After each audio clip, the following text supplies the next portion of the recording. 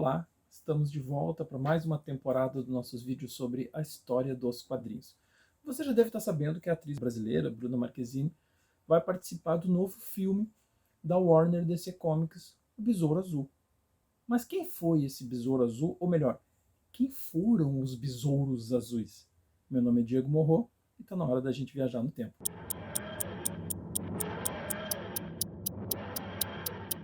Então, o primeiro Besouro Azul ele vai surgir na Mystery Man Comics número 1, com capa de agosto de 1939. Ele é um dos heróis que o Victor Fox, que é uma das figuras mais folclóricas da história dos quadrinhos, o Victor Fox, dono da Fox Comics, ele encomenda esse personagem para o estúdio do Will Eisner. O Eisner tinha um estúdio junto com o seu sócio, o Jerry Eager, e eles criam vários personagens para várias editoras, inclusive para a Fox.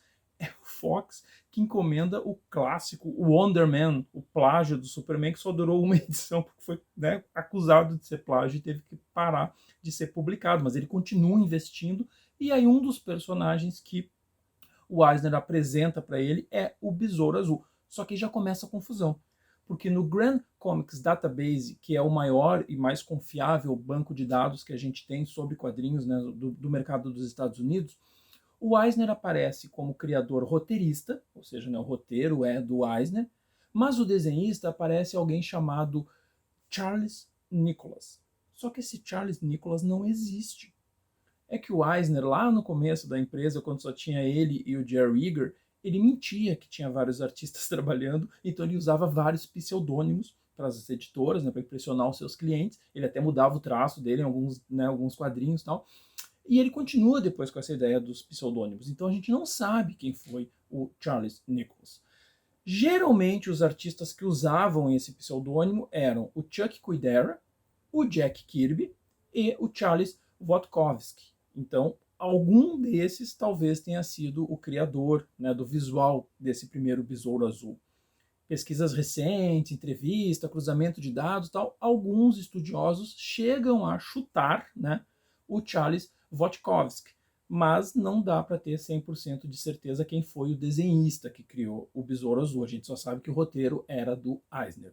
Esse primeiro Besouro Azul, ele era um policial chamado Dan Garrett, com um T só. Isso é muito importante, ele tem um T no sobrenome. Ele é um policial, filho de um policial que foi assassinado, e ele enfrenta o crime, então, usando uma roupa à prova de balas, num visual bem parecido com o fantasma do Lee Falk, e ele toma uma substância chamada vitamina 2X, em português, que seria o nome dessa substância, vitamina 2X. E essa vitamina 2X dá alguns habilidades para ele, deixa ele um pouco mais resistente, um pouco mais forte e tal. E é esse personagem, então, que vai parar nas histórias em quadrinho. Ele tem um relativo sucesso, até talvez ele seja o maior sucesso da Fox. Ele vai passar em outras revistas, ele acaba sendo publicado em outras revistas da Fox. Ele ganha uma série de rádio que vai ao ar de maio a setembro de 1940. Ele chega a ter uma breve tira de jornal desenhada pelo Jack Kirby, então ele tem um relativo sucesso. Só que a Fox é uma das editoras que acaba tombando durante a primeira crise dos quadrinhos, ali logo depois da Segunda Guerra Mundial, e depois ainda agravada pela perseguição que os quadrinhos vão sofrer, daquela onda reacionária e tal. Então a Fox acaba caindo. Nesse meio tempo, enquanto a Fox está fechando as portas, o acervo dela acaba passando para uma outra editora de vida breve, que é a Holyoke Publishing. Ela dura de 1941 a 1945 e saem algumas histórias do Besouro ali, com pequenas alterações já na biografia dele, vamos dizer assim. Só que aí a história fica ainda mais enrolada. Na década de 50, os personagens da Fox eles vão parar na Charlton. A Charlton é uma editora que ela vira uma das maiores do mercado, porque junto com a National, hoje DC Comics, nessa era de ouro, nesse começo das histórias em quadrinho, a Charlton é a única editora que tem o seu próprio parque gráfico. Ela tinha várias gráficas, impressora no sentido gráfica a máquina, ela tinha várias gráficas e ela usava para fazer palavra cruzada, música, livrinho de música e tal. Quando nascem os quadrinhos lá com a Action Comics número 1, ela olha e diz, vou fazer quadrinho também. Então ela acaba virando uma das grandes editoras. Ela sobrevive a essa primeira crise, ela continua uma das grandes editoras ao lado da National, ao lado da Art Comics, ao lado da Dell. Ela é uma das grandes editoras dos Estados Unidos. Só que ela nunca investiu em quadrinho, né? O negócio dela era só para não deixar as máquinas paradas. Então ela compra esse acervo aí da Charlton e continua publicando os heróis da. Desculpa, ela compra esse acervo da Fox e continua publicando os heróis ali no começo da década de 50, mas né, não tem muito sucesso, tá naquela pilha de revista que eles vão vendendo, que eles vão vendendo, que eles vão vendendo. Só que aí você sabe, né? Lá nesse meio da década de 50, o Júlio Schwartz, editor da National, ele cria a era de prata dos quadrinhos, né? A gente tem uma volta do sucesso dos super-heróis com o surgimento do novo Flash, aí né, vem a Liga da Justiça, e isso incentiva a editora Timely a criar o universo Marvel lá com o Jack Kirby, o Stan Lee e o Steve Ditko, né? Eles vão criar todo o universo Marvel. E aí, por causa desse aquecimento do mercado, por causa dessa volta do sucesso dos super-heróis, o então editor da Charlton, o lendário Dick Giordano, que é um dos maiores editores, desenhistas e arte finalistas da história dos quadrinhos, o Dick Giordano, então, ele resolve criar um selo chamado Action Heroes. E aí ele bota para trabalhar nesse selo grandes nomes e revela nomes que se tornarão grandes nomes, né?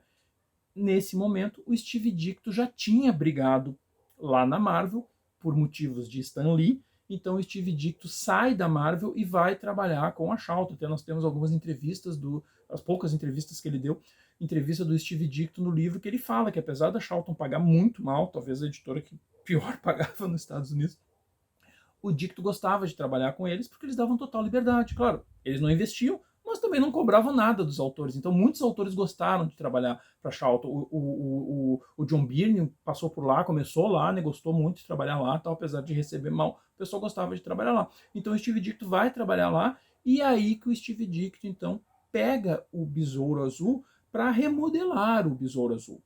Nessa nova versão que o Steve Ditko vai apresentar, ele aparece pela primeira vez na Capitão Átomo número 83, tá? De novembro de 1966.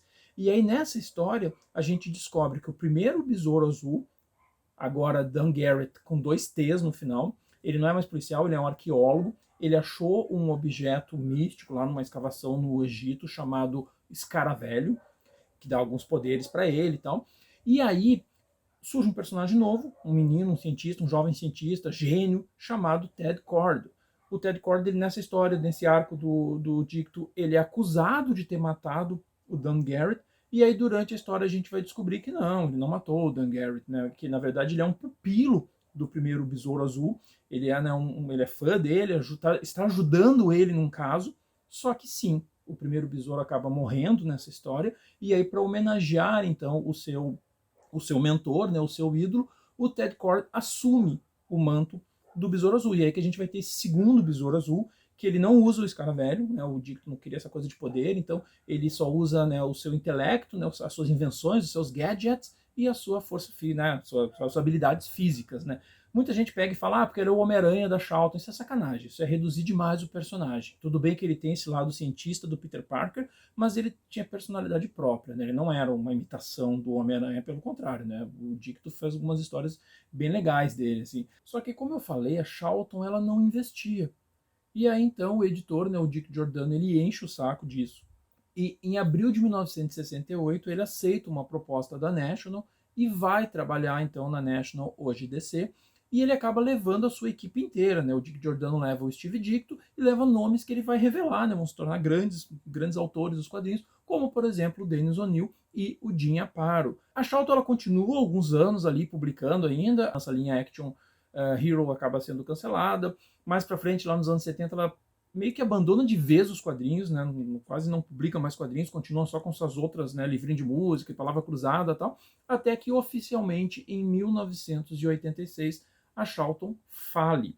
E aí é justamente nesse momento que então já trocou de nome, a DC Comics vai lá e compra todo o acervo da Charlton. Ela compra todos os personagens da Charlton, principalmente esses aí que foram, né, as estrelas desse selo criado pelo Dick Giordano, que é o Besouro Azul, o Pacificador, o Homem-Bomba, a Sombra da Noite, o Capitão Átomo. Então esses heróis eles acabam indo parar na DC Comics. Só que aí a coisa fica mais complicada. Quem é que está de vice-presidente e editor-chefe da DC Comics nesse começo dos anos 80? O Dick Giordano. E o Dick Giordano, claro, né, ele tem muito carinho por esses personagens. E é justamente nesse momento que o Alan Moore já está no primeiro rascunho do Watchmen. Aí tem uma lenda, né? Ah, o Alan Moore usou os personagens da Charlton. Calma, não é bem assim. Um dia eu faço um vídeo sobre isso, inclusive com as entrevistas do Alan Moore explicando isso, né? Que a gente colocou as entrevistas dele no livro. O Alan Moore, ele tem a ideia baseado nos personagens da MLJ, hoje Art Comics. Ele usa inclusive o The Shield, que é o personagem que o Joe Simon e o Jack Kirby vão usar de base para fazer o Capitão América. A ideia do Alan Moore era usar os personagens da Art Comics, os super-heróis dela. Esse é o primeiro rascunho do Watchmen. Só que quando a DC compra os personagens da Charlton, o Alan Moore olha e diz, não, peraí, então vamos usar os da Charlton. E aí ele pega e então faz um segundo rascunho do Watchmen, aí sim, né, com o Besouro, com o Pacificador, o Capitão Átomo e tal. Só que quando ele vai conversar com o Dick Giordano, o Dick Giordano, que é um baita editor, ele olha e fala assim, cara, e tem carinho pelos personagens, se tu fizer isso com esses personagens, eu nunca mais vou poder usar eles, tu vai destruir eles, não tem como. E aí então o Alan Moore sai e vai fazer o terceiro rascunho, né, que vai dar origem ao Watchmen que a gente conhece com personagens originais. Ele não usa mais os personagens da Charlton. Os personagens da Charlton, eles entram então oficialmente no universo DC. E eles entram justamente na Crise das Infinitas Terras, que é a grande saga que mudou o mercado, que mudou o universo DC. Enquanto o Anti-Monitor está vindo destruindo todos os mundos, aparece ali um planeta que é o planeta onde estão os heróis da Charlton. Então ali a gente tem o Capitão... Até os que mais aparecem, né, o que o George Pérez e o Mark Wolfman mais usam na série é o Capitão Átomo e o Besouro Azul, eles são os que mais aparecem. Os outros aparecem, né, de coadjuvante no fundo, tal, mas o Capitão Átomo e o Besouro, eles chegam a ter diálogos, né? Eles chegam a falar durante a série. Então eles entram oficialmente no universo DC. E é aí, então, logo depois da crise, que o Besouro finalmente vai atingir o sucesso. Por quê? Porque a DC está remodelando tudo, né, depois da crise. A gente tem uma primeira versão da Liga da Justiça que aparece na série Lendas, só que logo depois, como, né, eles estão remodelando os grandes personagens, né, Batman, Super-Homem, Mulher Maravilha, né, a revista da Liga não pode usar esses personagens, porque, né, os seus autores estão pensando em coisas novas para eles. Então, eles têm que usar, né, uma galera do segundo, terceiro escalão. E aí, então, os roteiristas Kate Giffen, J.M. DeMatteis e o desenhista Kevin Maguire, eles criam, então, a Liga da Justiça, hoje chamada Liga da Justiça Internacional. Ela vai aparecer na Liga número 1 de maio de 1987. Aqui no Brasil ela tem o apelido de Liguinha, né? E beijo pro Mário Luiz Barroso, que eu acho que é o maior fã da Liguinha que eu conheço. A Liguinha é como se fosse uma revista média. Se você nunca leu, leia. A Panini publicou agora há pouco, republicou agora há pouco. É muito engraçado, né? É totalmente uma levada de comédia. E nessa série da Liga, que faz muito sucesso, dura 5 anos essa fase da Liga, o Besouro acaba virando quase que a estrela da revista, ao lado do seu amigo, né, o Gladiador Dourado. Eles acabam, né, roubando a cena em vários momentos, tem momentos assim hilários deles, né? O Besouro, ele tem um bordão que é a risada dele. Então, né, você sabe a idade do leitor quando o leitor usa a risada do Besouro. Eu falei agora do Mário, né, quando a gente está trabalhando e o Mário, né, o Mário manda alguma tradução que eu estou editando, tá, a gente vai conversando, né, para mexer no trabalho. O Mário volta e meia solta a risada do Besouro durante as nossas conversas, né, seja dentro do arquivo de Word, ou seja por WhatsApp e tal. Então o Besouro, ele realmente ele vira um dos grandes heróis assim da DC, né? Ele acaba conquistando o carinho dos leitores. Ele atinge então, né, a sua fama. Só que aí, né, a coisa complica. A DC não vive sem uma crise. E aí então vai acontecer a Crise Infinita, tá? E na revista Contagem Regressiva para Crise Infinita, com capa de maio de 2005, o Ted Kord descobre que o ex-empresário da Liguinha e amigo deles, tal, né, o Max Lord, né, o Maxwell Lord, ele se transformou num vilão. Ele descobre que tem poderes mentais, ele consegue controlar as pessoas. Ele é o vilão que aparece, que o Pedro Pascal faz no filme 2 da Mulher Maravilha. O Max Lord, ele vira então um malvadão e ele quer dominar o Superman, dominar os poderosos para controlar a Terra e tal. O Ted Kord descobre esse plano e aí o Maxwell, numa cena super violenta, numa página muito violenta, o Lord mata o Ted Kord, ele dá um tiro na cabeça do besouro, né? Porque, claro, né, o roteiro tinha que mostrar que o Max ficou malvadão, e aí nada mais óbvio do que mostrar que ele ficou malvadão do que matar um amigo a sangue frio, né, para chover um personagem super querido pelos leitores e tal. Então, o segundo besouro morre na crise infinita. Só que, claro, a DC não ia perder essa marca Besouro Azul. Então, na Crise Infinita número 3, né, na edição número 3, com capa de fevereiro de 2006, o próprio Kate Giffen, junto com o John Rogers e com Cully Hummer, eles criam o terceiro Besouro Azul. Né? Ele é um menino, né, um adolescente, Jamie Reyes, e o Jamie Reyes ele é de El Paso, né, no Texas, ele tem essa origem latina. Ele lembra do Escaravelho aquele? Pois é, o Escaravelho, aquele que, né, o Dan Garrett tinha achado e tal. Então, nesse retcon aí, o Escaravelho ele não é mais um objeto místico. Na verdade, ele é um objeto alienígena. E aí esse objeto alienígena entra em contato com o Jaime e ele acaba, então, né, ganhando um exoesqueleto. Um resumo rápido, é uma mistura do Venom com o Homem de Ferro. Tá? Esse é o novo besouro. Então, com essa armadura, ele tem poderes que uma armadura dá, né? Voa, solta raio, é prova de bala, etc, etc. Super força e tal. Então, esse é o novo besouro azul, o terceiro besouro azul. Eles apresentam ele para todo o universo DC, ele chega a participar de histórias dos Titãs, ele vai participar de histórias da Liga, ele ganha uma revista própria, desenhada inclusive pelo brasileiro Rafael Albuquerque, né? É uma fase bem legal e tal. Só que aí infelizmente acaba não dando certo, né? A revista é cancelada, tal, e aí entram várias novas crises, vários reboots e o personagem simplesmente desaparece, tem hora que volta, tem hora que não volta, remodelam, por exemplo, né, nos Novos 52, quando ele apareceu, já tinham feito uma nova continua esse objeto alienígena nele e tal, mas aí já tinham descolado ele do Ted Kord e do Dan Garrett, ele já não tinha mais nada a ver com eles. Agora o Ted já voltou, depois não voltou. Gente, é aquela confusão que não se preocupe, a gente não entende, pesquisador não entende, leitor não entende, é aquela confusão básica que, né, que acontece nos quadrinhos. Então a gente nem sabe como é que tá a vida do terceiro besouro hoje, e a gente nem sabe se o segundo besouro está vivo ou não, depende do momento que a DC está publicando alguma crise dela, tá? Mas pelo que a Warner DC anunciou, a princípio será esse terceiro besouro sim que vai estar no filme, né?